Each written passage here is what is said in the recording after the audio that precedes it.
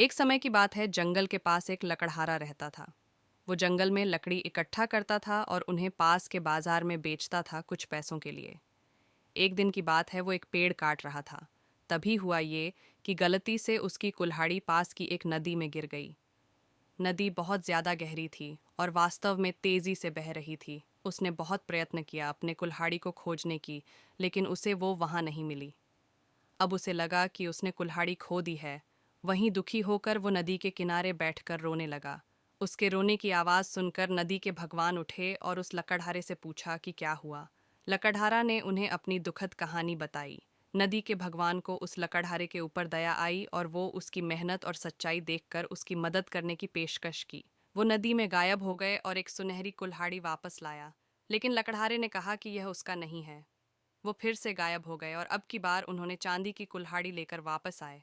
लेकिन इस बार भी लकड़हारे ने कहा कि ये कुल्हाड़ी उसका भी नहीं है। अब नदी के भगवान पानी में फिर से गायब हो गए और अब की बार वो एक लोहे की कुल्हाड़ी के साथ वापस आ गए। लकड़ी का कुल्हाड़ी देखकर लकड़हारा मुस्कुराया और कहा कि यह उसकी कुल्हाड़ी है। नदी के भगवान ने लकड़हारे की ईमानदारी से प्रभावित होकर उसे सोने और चांदी की दोनों कुल्हाड़ियों से भेंट किया।